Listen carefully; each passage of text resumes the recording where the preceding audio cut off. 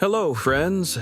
Today we are going to dive into one of the most useful and flexible parts of Flutter, GridView. GridView in Flutter is a widget that allows us to display items in a grid format.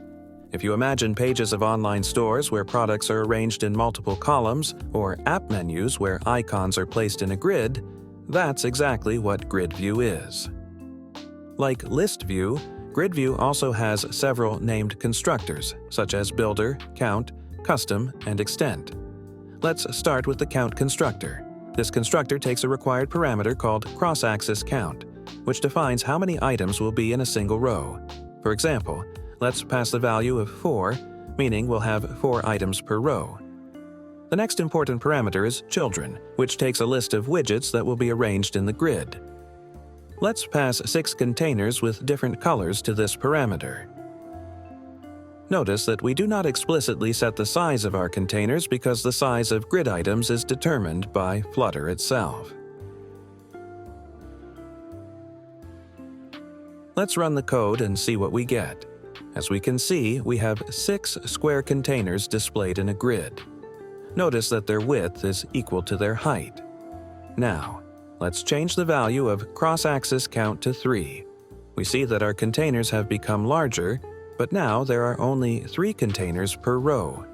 This is because Flutter calculates how much width to allocate to each item, and by default it assigns the same value to the height, making our items square. But we can customize this ratio using the child aspect ratio parameter.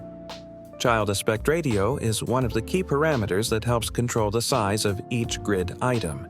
It determines the aspect ratio, which is the ratio of width to height for each child item in the grid. The default value is 1, meaning each item will be square as the width and height will be equal. This parameter is of type double, so we can pass fractional values. Let's pass the value of 2.5 to this parameter. As a result, each grid item will have a width 2.5 times its height. But we can also do the opposite by setting a value less than 1, for example 0.25. This will make each item's height 4 times greater than its width. Now, let's talk about the main axis spacing and cross-axis spacing parameters. These parameters are used to add spacing between items to ensure they don't merge and look cleaner. Main axis spacing allows us to specify spacing between rows. Let's set this to 40. As you can see, there is now spacing between each row. The cross-axis spacing parameter, on the other hand, allows you to set the spacing between items within a row. Let's set this to 20. After rerunning the code, we see that we now have spacing, but the item's width got cut off, so be cautious when using this parameter. Now, let's move on to the Builder constructor. Unlike Count, the Builder allows you to dynamically load items. This is especially useful when you don't know the number of items in advance, and there could be many. It has similar parameters to ListView, such as Item Builder and Item Count.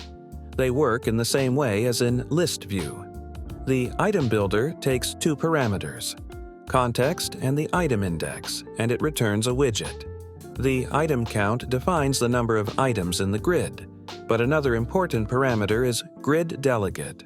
Unlike the previous count constructor, where we passed parameters like cross-axis count, main axis spacing, cross-axis spacing, and child aspect ratio, now we need to pass all of this in a specific way.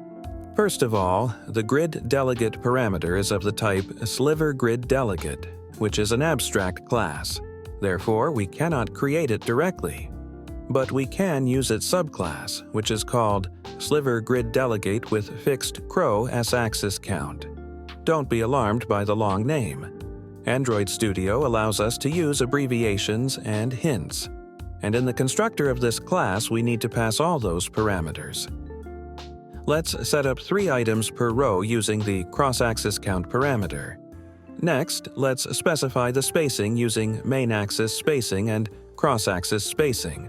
And don't forget about child aspect ratio. Now, let's write the code for the Item Builder function. I suggest, as in the previous lesson, returning a container with a color that depends on the item index, making it almost unique for each index. To do this, we'll create 3 variables. We'll multiply our index by any number, for example 73, and then get the remainder of dividing by 256. This ensures the result is always less than or equal to 255.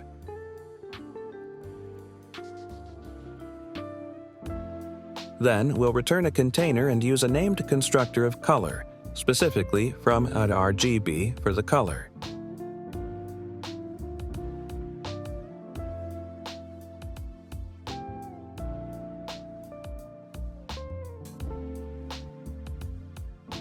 I suggest passing a simple value for item count, for example, 40. After running the code, we see that everything works perfectly, and we have a grid of colorful containers with spacing between them. So, today we explored what GridView is and how to use it. GridView is a powerful tool for creating beautiful and organized interfaces in your apps. If you have any questions, leave them in the comments and I'll be happy to answer them. Don't forget to subscribe to the channel and like this video if you found it helpful.